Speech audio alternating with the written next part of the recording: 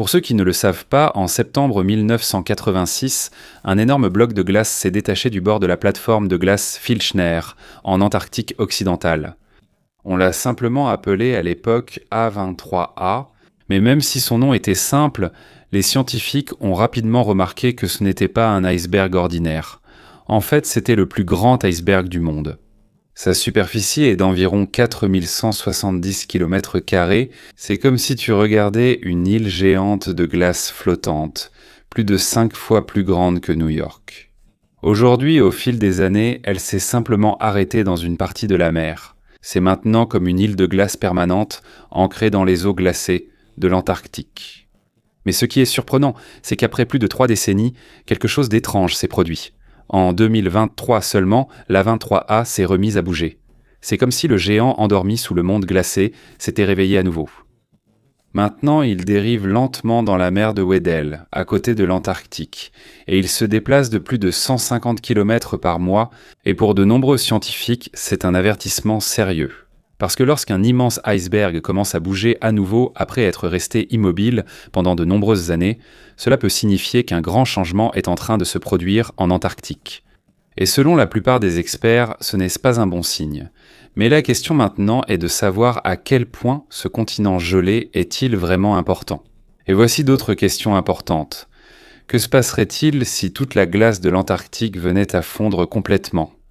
Et à quoi ressemblerait le monde si le niveau de la mer montait plus haut que de nombreux immeubles ? Et est-il vrai aussi qu'il y a du sang qui coule ici, provenant d'un glacier ? Et une autre question fascinante, pourquoi trouve-t-on autant de météorites ici ? Et serait-il possible qu'un jour l'Antarctique redevienne vert ? Dans cette vidéo, nous allons découvrir tout cela.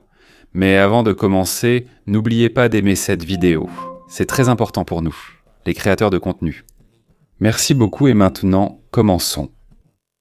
Pour commencer, parlons d'abord de quelques points importants. Pour ceux qui ne le savent pas, il existe depuis longtemps de vieilles cartes qui montrent des terres mystérieuses à l'extrémité du monde. On l'appelle souvent la Terre du Sud ou parfois Terra Incognita, ce qui signifie un lieu encore inconnu. Même le philosophe grec Aristote a mentionné une région à l'extrême sud de la Terre vers 350 avant Jésus-Christ dans son livre sur la météo et la nature. Mais il est surprenant de penser que ce n'est qu'au XIXe siècle que l'existence de l'Antarctique a finalement été confirmée, et c'est seulement à ce moment-là qu'ils l'ont considéré comme un véritable continent. La première observation officielle de ce continent n'a eu lieu qu'en 1820. Et pour comprendre à quel point cela est tardif dans l'histoire de l'humanité, imagine simplement. À cette époque, la batterie avait déjà été inventée. La photographie existait aussi. Même les boissons gazeuses existèrent déjà à ce moment-là. Et Christophe Colomb avait déjà découvert l'Amérique plus de 3 siècles avant que l'Antarctique ne soit aperçue. Et même après l'avoir vu, beaucoup ne croyant toujours pas qu'il s'agissait d'un continent entier. Près de 20 ans ont été nécessaires avant sa reconnaissance officielle comme continent distinct et non comme une simple île. Malgré cela, plus les scientifiques étudiaient l'Antarctique, plus ils étaient émerveillés.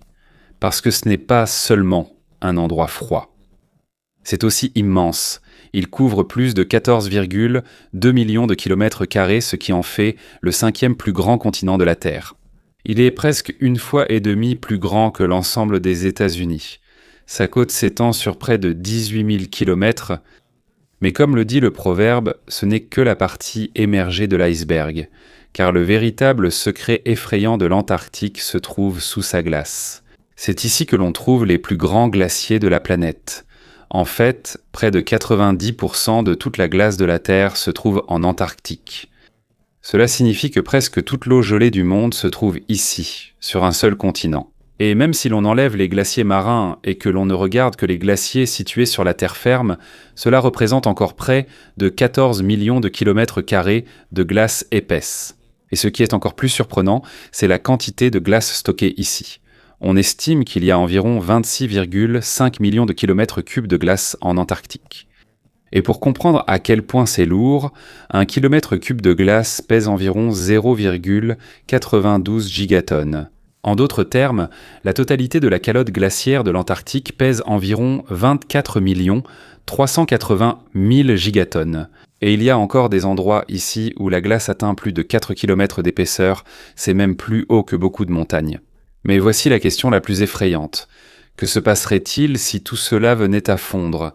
Selon les scientifiques, si toute la glace de l'Antarctique venait à disparaître complètement, le niveau de la mer dans le monde augmenterait d'environ 58 mètres. Cela représente presque 190 pieds, si on fait le calcul. Si cela arrivait, de nombreuses villes célèbres dans le monde pourraient complètement sombrer. Des villes comme New York City et Londres pourraient ensuite disparaître de la carte à cause des inondations. Et le pays des Pays-Bas, qui est déjà situé très bas par rapport au niveau de la mer, serait complètement effacé de la carte du monde. Mais il y a un autre détail important ici. La glace de l'Antarctique n'est pas de l'eau ordinaire. C'est de l'eau douce. En fait, près de 70% de toute l'eau douce de la Terre est stockée ici. Et c'est là que l'Antarctique devient encore plus particulier. Parce que même s'il est entouré d'énormément de glace, il est toujours considéré comme un désert. Oui, un désert, et pas n'importe quel désert. C'est même le désert le plus sec du monde entier. Mais comment cela s'est-il produit ? Comment un endroit avec le plus de glace et d'eau de toute la planète a-t-il pu devenir un désert ?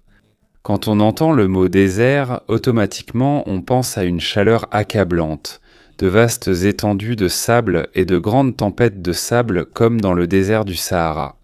Mais selon les scientifiques, la croyance commune de la plupart des gens à propos des déserts est en fait erronée, parce que le véritable critère d'un désert n'est pas la chaleur, mais le manque de pluie. En d'autres termes, lorsqu'il n'y a presque pas de précipitation ou presque pas de pluie et d'humidité dans un endroit, on peut déjà le considérer comme un désert, même s'il n'y a que de la glace autour, et c'est exactement le cas de l'Antarctique.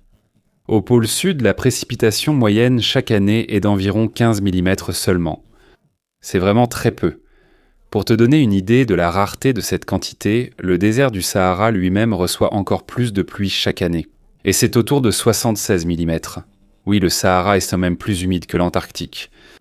Il y a certaines zones côtières en Antarctique qui connaissent parfois un peu de neige ou de précipitation, mais c'est extrêmement rare et cela reste très faible. Donc dans l'ensemble, le continent reste extrêmement sec. Ainsi, même s'il est recouvert d'une épaisse couche de glace, il est officiellement considéré comme un véritable désert. Et ce qui est encore plus surprenant, c'est que l'épaisse glace que nous voyons aujourd'hui ne s'est pas formée simplement en quelques années ou siècles. Il a fallu des millions d'années pour que l'énorme couche de glace de l'Antarctique se forme. Et si tu penses que cet endroit est déjà extrêmement sec, il y a encore pire. Il y a une partie de l'Antarctique qui, selon les scientifiques, n'a connu ni pluie ni précipitation depuis près de 2 millions d'années. Il existe un lieu sur Terre où il n'a presque pas plu depuis 2 millions d'années.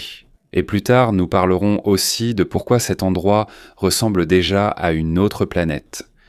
Revenons-en, l'une des choses les plus particulières à propos de l'Antarctique, c'est qu'il n'a vraiment aucun véritable propriétaire. Ce n'est pas un pays, ce n'est pas non plus une colonie. Il est vrai que certains pays ont revendiqué certaines parties de ce territoire, mais dans l'ensemble, aucun pays ne possède officiellement l'Antarctique. Mais malgré cela, il a quand même son propre indicatif téléphonique, un domaine internet.aq et même son propre drapeau. C'est vraiment comme un monde à part de ceux à quoi nous sommes habitués. Et il y a vraiment beaucoup de choses en Antarctique qui ne suivent pas les règles ordinaires de la Terre. Par exemple, ici, les fuseaux horaires n'ont presque aucun sens. Dans d'autres parties du monde, il est clair quelle heure il est, matin, midi ou soir. Mais en Antarctique, cela dépend de la station de recherche où l'on se trouve. Chaque station utilise sa propre heure. Et si tu demandes quelle heure il est en Antarctique en ce moment, c'est un peu une question piège. Parce qu'au pôle sud, il y a des périodes où le soleil ne se couche presque jamais. Du 21 septembre au 23 mars, c'est ce qu'on appelle le jour polaire. Pendant cette période, il ne fait jamais vraiment nuit. Le soleil tourne simplement autour de l'horizon sans jamais se coucher. C'est comme une très longue journée qui dure 184 jours normaux.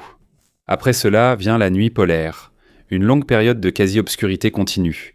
À cause de cela, il n'y a presque pas de distinction claire entre le jour et la nuit en Antarctique. Et bien sûr, à cause des conditions extrêmement difficiles là-bas, presque personne ne veut y vivre en permanence. Il n'y a pratiquement pas de résidents permanents en Antarctique. Mais malgré cela, il y a quand même des gens qui y vivent chaque année. En général, il y a environ 1000 à 5000 personnes en Antarctique selon la saison. La plupart d'entre eux sont des scientifiques, des chercheurs, du personnel gouvernemental et parfois même leurs familles. Dans les zones les plus accessibles de l'Antarctique, les exigences que sont déjà très strictes avant même d'être autorisé à rejoindre une expédition. Mais plus tu t'éloignes vers des endroits plus dangereux, plus les règles deviennent strictes, et il y a une exigence qui est vraiment surprenante. Lors de certaines missions, les personnes qui n'ont pas encore subi d'ablation de l'appendice peuvent ne pas être autorisées à participer. C'est un peu étrange, non ? Mais pourquoi faut-il enlever l'appendice avant d'aller en Antarctique ? Y a-t-il un virus mortel là-bas qui attaque l'appendice ? La réponse est liée à un événement réel qui a failli tourner à la tragédie. Le 29 avril 1961, un médecin soviétique de 27 ans nommé Leonid Drogossov a soudainement ressenti une grande faiblesse, de la fièvre, des vomissements et une douleur intense du côté droit de l'abdomen. Et comme il était le seul médecin de leur expédition de 13 membres, il n'avait pas d'autre choix que d'examiner son propre corps. Après l'examen, un diagnostic effrayant est tombé. Appendicite aiguë. Et pire encore, il n'y avait aucun avion à proximité pour le sauver. Le temps était également très mauvais à ce moment-là, rendant toute évacuation impossible. En d'autres termes, c'était comme s'il avait été condamné à mort. Mais au lieu d'abandonner, il a fait quelque chose de presque impossible à croire. Il a décidé de s'opérer lui-même pour retirer son appendice. Oui, il a lui-même pratiqué une appendicectomie sur son propre corps, car selon lui, c'était la seule façon de survivre. Et même si l'opération était extrêmement difficile, très dangereuse et presque incroyable, elle a été un succès. Et grâce au courage extraordinaire qu'il a montré, Leonid Drogossov est devenu célèbre dans le monde entier. Maintenant, malgré tout cela, si l'on y pense, le fait d'avoir des jours ou des nuits qui durent 6 mois suffit sûrement à te faire sentir que l'Antarctique ne ressemble plus à la Terre. C'est presque comme une exoplanète lointaine qui orbite dans une autre partie de la galaxie. Mais il y a une autre chose qui te donne encore plus l'impression d'être dans l'espace lorsque tu es en Antarctique. Et non, on ne parle pas encore d'extraterrestres, pas pour l'instant, parce qu'il y a un autre type de visiteurs qui arrive régulièrement dans cet endroit. Les météorites, en fait, l'Antarctique est l'un des meilleurs endroits sur Terre pour chercher des météorites venant de l'espace. Près des 2/3 de toutes les météorites trouvées sur la planète ont été découvertes ici même. Et il était naturel que beaucoup se demandent « Pourquoi ici ?» L'Antarctique est-il plus souvent touché par des météorites que d'autres régions ? Certains penseraient à des théories du complot, mais la raison est en réalité bien plus simple. Il ne tombe pas plus de météorites ici. C'est simplement qu'il est beaucoup plus facile de les repérer. La blancheur extrême rend toute petite pierre sombre sur la glace immédiatement visible, comme un morceau de charbon sur du papier blanc. En plus de cela, l'air en Antarctique est extrêmement sec. C'est pourquoi les météorites s'y détériorent tant beaucoup moins que dans d'autres parties du monde. Et même si elles s'enfoncent dans la neige, le mouvement des glaciers a un effet particulier. Il ne permet pas aux météorites de s'enfoncer trop profondément. Au lieu de cela, elles restent souvent près de la surface. Pour les scientifiques, l'Antarctique ressemble donc à un véritable terrain au trésor. Lors de l'expédition de 2022 à 2023, une équipe de recherche internationale a rapidement découvert 5 nouvelles météorites, et cela après seulement une courte recherche. Et l'une d'entre elles pèse 7,6 kg. C'est énorme pour une météorite. Selon Maria Valdez du Field Museum of Natural History et de l'Université de Chicago, environ 45 000 météorites ont été rapportées de l'Antarctique au cours du dernier siècle seulement. Et parmi ce nombre, seulement une centaine sont aussi grandes ou plus grandes que la météorite trouvée par cette expédition. Cela signifie qu'une telle découverte est extrêmement rare. Mais même si on pense tout de suite à la glace et à la neige quand on parle de l'Antarctique, cela ne veut pas dire que c'est tout ce que tu peux y voir. Parce qu'il y a des endroits en Antarctique qui ressemblent à des montagnes d'Europe. Parfois, quand tu regardes certaines photos, tu pourrais croire que tu es simplement dans les Alpes suisses. Mais il y a un détail qui te rappellera tout de suite que tu es vraiment en Antarctique, les manchots empereurs. Parce que les manchots empereurs ne se trouvent qu'ici et nulle part ailleurs sur Terre. Et de novembre à mars, pendant l'été dans l'hémisphère sud, des bateaux de croisière viennent visiter l'Antarctique.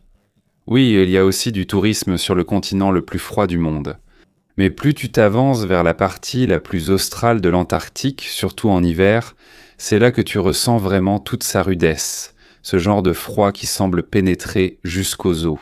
En fait, la température la plus basse jamais enregistrée sur Terre s'est aussi produite ici. En 2010, une température de moins 92 degrés. Celsius a été enregistré en Antarctique. C'est la température la plus froide jamais enregistrée sur toute la planète. Et en parlant de l'Antarctique, il y a une autre chose dont presque tout le monde a entendu parler, le trou dans la couche d'ozone. Mais même si ce terme est très connu, beaucoup de gens ne comprennent pas vraiment à quel point c'est sérieux. Le trou dans la couche d'ozone est une partie de l'atmosphère où la concentration d'ozone diminue fortement. Et la couche d'ozone est très importante car elle sert de bouclier à la Terre contre le danger des radiations ultraviolettes provenant du Soleil. Sans elle, la vie sur la planète serait plus en danger. Mais voici une chose que beaucoup de gens comprennent souvent mal. Le trou d'ozone en Antarctique n'est pas un trou permanent qui reste ouvert toute l'année. C'est un phénomène saisonnier. Cela signifie qu'il apparaît et rétrécit selon la saison. Ce problème a été découvert pour la première fois par des scientifiques britanniques en 1985. Ils ont remarqué qu'en août, une grande partie de l'atmosphère au-dessus de l'Antarctique avait une concentration d'ozone très basse. En décembre, cela disparaît presque totalement, ce qui a tout de suite inquiété la communauté scientifique. Parce que si cela continue de s'aggraver, cela pourrait avoir un impact majeur sur toute la Terre. Et selon l'explication la plus largement acceptée par les scientifiques, l'homme en est aussi la principale cause. En particulier l'utilisation de chlorofluorocarbures ou CFC et plus de 100 autres produits chimiques nocifs. En raison de l'inquiétude croissante, différents pays ont rapidement agi. En 1985, la Convention de Vienne pour la protection de la couche d'ozone a été signée. Et seulement 2 ans plus tard, cela a été suivi par le protocole de Montréal en septembre 1987. Depuis, la situation s'est améliorée. Chaque année, les chercheurs observent que le trou dans la couche d'ozone rétrécit. Il y a même quelques optimistes qui croient qu'il est possible que cela disparaisse complètement d'ici 2060. Et selon certains rapports des Nations Unies, cela pourrait vraiment arriver. Mais ces dernières années, surtout en 2023, de nouvelles inquiétudes sont réapparues. D'après les données satellites du Centre européen pour les prévisions météorologiques à moyen terme, les scientifiques ont remarqué que le trou dans la couche d'ozone s'est formé plus tôt cette année-là. Habituellement, il apparaît plus tard. Mais en 2023, il a commencé dès le mois d'août. Et pour les experts, ce n'est pas normal. Selon Martin Duquer de l'Université de Nouvelle-Galles du Sud, la formation très précoce du trou était vraiment inattendue. Si le trou dans la couche d'ozone s'agrandit, l'océan austral pourrait encore se réchauffer. C'est un problème car l'Antarctique connaît déjà des niveaux de glace de mer historiquement bas. De plus, l'augmentation du rayonnement ultraviolet pourrait également modifier les régimes de vent autour de l'Antarctique. Et lorsque cela se produira, la fonte des glaces s'accélérera encore davantage. À ce stade, on ne peut que réfléchir. 2023, ça suffit peut-être. On dirait que les problèmes de la planète ne cessent de s'enchaîner. Mais selon les scientifiques, il manque encore des informations pour tirer des conclusions définitives. Et tant que l'Antarctique reste l'un des endroits les plus dangereux et les plus mystérieux de la Terre, nous découvrirons encore plus de secrets étranges qui y sont cachés. Dans la plupart des endroits du monde, une rivière est quelque chose d'ordinaire, mais en Antarctique, c'est un miracle extraordinaire. Voici la rivière Onyx, la plus longue rivière de l'Antarctique, même si elle ne mesure qu'environ 32 km de long.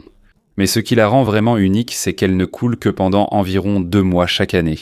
Pendant presque toute l'année, son lit de rivière reste gelé. Mais lorsque le court été antarctique arrive, la rivière reprend soudainement vie et commence à couler au milieu du continent le plus froid du monde. Cela se produit à cause d'un système d'eau unique sous l'Antarctique. Sous l'épaisse calotte glaciaire, il existe des lacs sous-glaciaires cachés et des rivières souterraines. Lorsque la glace fond partiellement pendant l'été, l'eau s'accumule jusqu'à ce qu'elle finisse par s'échapper et forme des rivières comme la rivière Onyx. Et même s'il n'y a pas de poissons ici, cela constitue une ressource vitale pour les micro-organismes et les algues capables de survivre dans le climat extrême de l'Antarctique. Mais l'endroit où elle coule est encore plus surprenant, car on la trouve dans l'endroit le plus sec de la Terre. Voici les vallées sèches de McMurdo, un endroit qui n'a presque pas connu de précipitations depuis 2 millions d'années. Même certaines parties du désert d'Atacama ressemblent à une oasis en comparaison. Cet endroit est presque dépourvu de vie. Dans certains échantillons de sol, les chercheurs n'ont trouvé aucun signe de vie. C'est pourquoi il est souvent comparé à Mars. Comme ces conditions ressemblent tellement à celles de Mars, la NASA l'a même utilisé comme terrain d'essai pour les atterrisseurs Viking. Mais il y a un autre mystère ici. Des carcasses de phoques momifiés, qui pourraient être là depuis des centaines ou des milliers d'années, sont éparpillées dans les vallées. Jusqu'à présent, les scientifiques ne savent toujours pas pourquoi les phoques se sont retrouvés dans cet endroit si éloigné. L'une des raisons pour lesquelles cet endroit est si sec, c'est ce qu'on appelle les vents katabatiques. Un vent extrêmement froid et sec qui atteint parfois une vitesse de 320 km/h.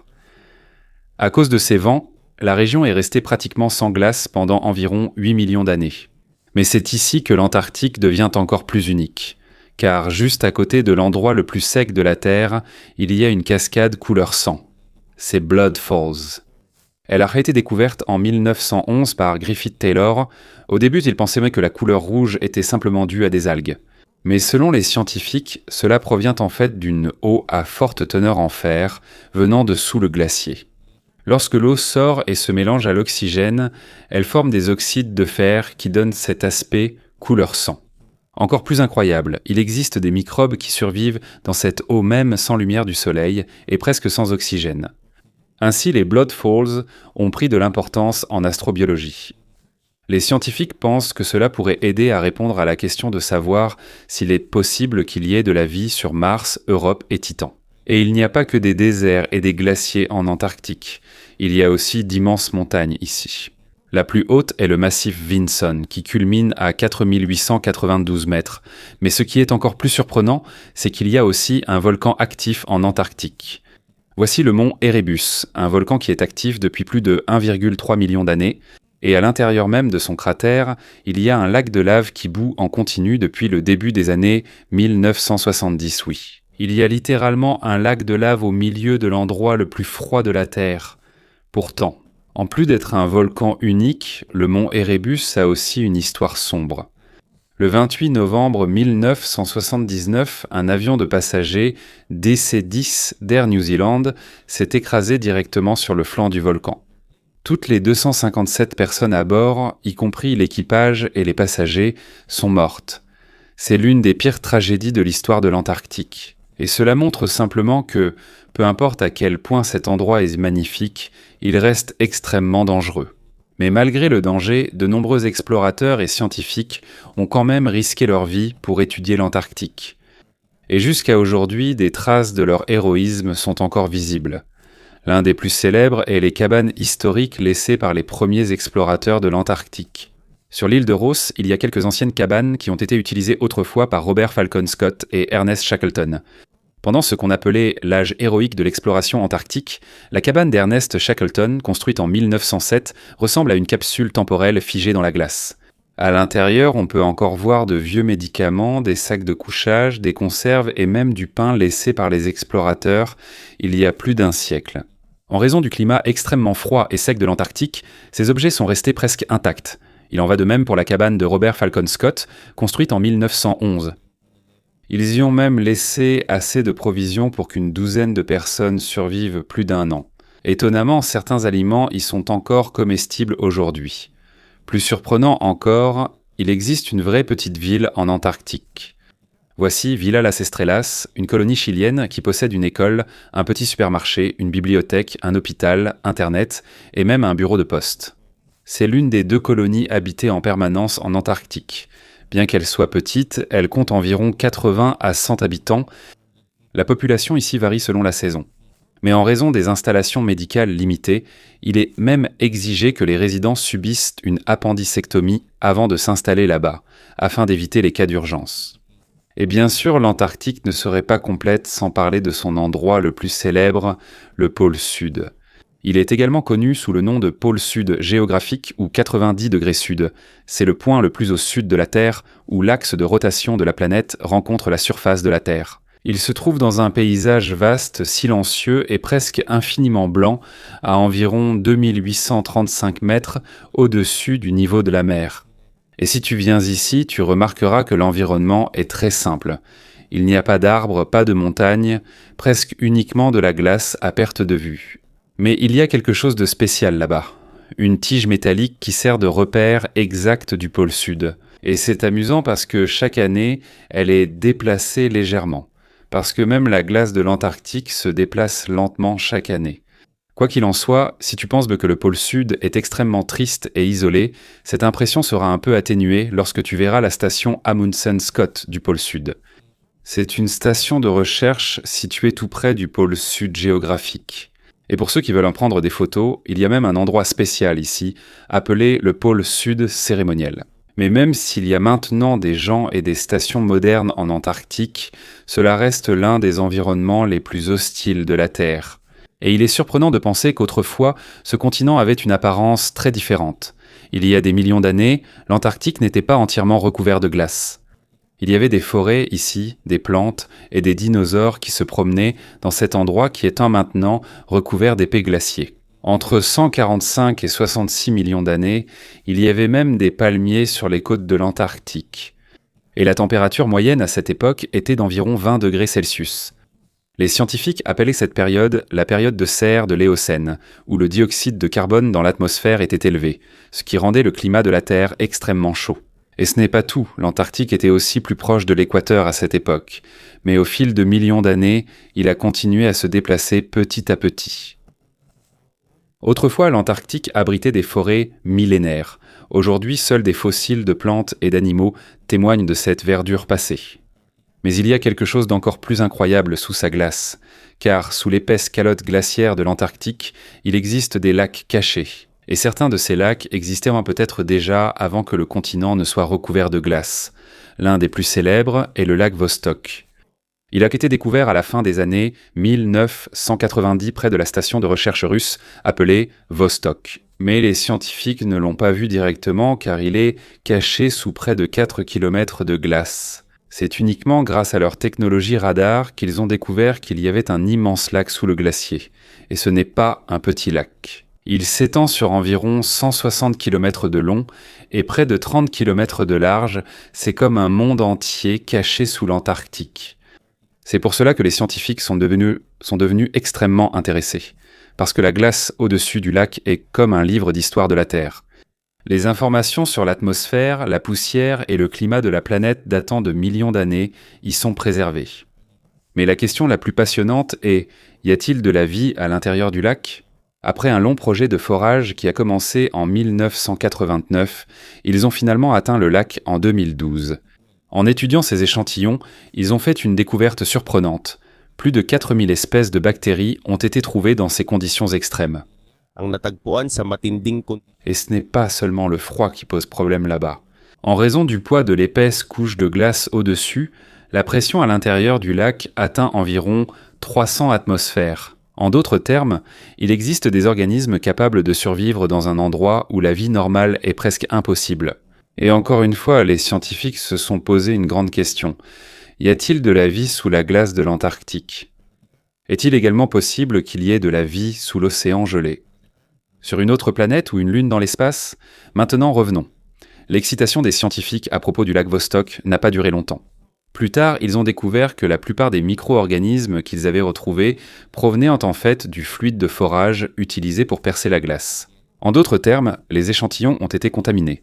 Et il s'est avéré qu'il n'y avait presque pas de vie dans les eaux de surface du lac. Presque. Parce qu'ils ont quand même découvert quelque chose. Une bactérie étrange qu'ils ont appelée W12-1310, et c'est là que tout est devenu intéressant. Lorsqu'ils ont analysé sa génétique, elle ne correspondait qu'à moins de 86% aux organismes connus sur Terre. Et selon les scientifiques, il faut au moins 90% de correspondance génétique pour qu'un organisme soit considéré comme une espèce existante. Cela signifie qu'il s'agit peut-être d'un nouveau type de bactérie que la science n'avait jamais vu auparavant. Même si ce ne sont pas les monstres ou les créatures extraterrestres que certains attendaient, cela reste une grande découverte. Et tandis que les recherches se poursuivent en Antarctique, de plus en plus d'anciens secrets sont peu à peu révélés sous la glace. L'une des découvertes les plus surprenantes a eu lieu en 2020. Un article paru dans Nature a annoncé la découverte d'un fossile d'un oiseau géant à dents osseuses qui volait autrefois en Antarctique. Découvert dans les années 1980, ces restes n'ont révélé leur importance que récemment aux scientifiques. Cette créature faisait partie d'un certain groupe. Appelés les Pelagornithidae, ce sont d'anciens oiseaux de mer prédateurs qui avaient parfois des sortes de dents osseuses sur leur bec. Ce ne sont pas de vraies dents, mais elles suffisaient à leur donner une apparence effrayante. Et le plus surprenant, c'est qu'ils étaient énormes. Selon les chercheurs, l'envergure de ces oiseaux atteignait entre 5 et 6 mètres, soit presque 20 pieds. Ils étaient plus grands que la plupart des oiseaux actuels. Selon Peter Close de l'Université de Californie à Berkeley, ces oiseaux sont rapidement devenus des géants après la disparition des dinosaures. Pendant des millions d'années, ils ont régné dans le ciel au-dessus de ce que l'on appelle l'ancien océan de l'Antarctique. Et il est possible qu'il y ait encore beaucoup de fossiles de ces créatures cachées sous la glace, car dans les temps anciens, l'Antarctique n'était pas recouvert de glace. En fait, il y a eu des périodes où la température de l'océan austral atteignait environ 30 degrés Celsius. L'Antarctique était alors chaud, verdoyant et plein de vie. Mais selon les scientifiques, tout a changé à cause de l'augmentation excessive du dioxyde de carbone dans l'atmosphère, ce qui a provoqué un effet de serre intense aujourd'hui. Cette inquiétude revient à nouveau, parce que selon de nombreux experts, la Terre se réchauffe aujourd'hui plus rapidement qu'à presque n'importe quelle autre période de l'histoire de la planète. Et cette fois, ce n'est pas le volcanisme qui en est la principale cause, mais l'industrie moderne de l'homme. En fait, certaines parties de l'Antarctique occidentale commencent d'ores déjà à fondre. Et même si le continent ne redeviendra pas vert de sitôt dans les prochaines décennies, il est clair pour les scientifiques que le changement a déjà commencé. Mais il y a un gros problème. Si les glaces des pôles fondent complètement, ce n'est pas seulement l'Antarctique qui changera, mais le monde entier. Endo.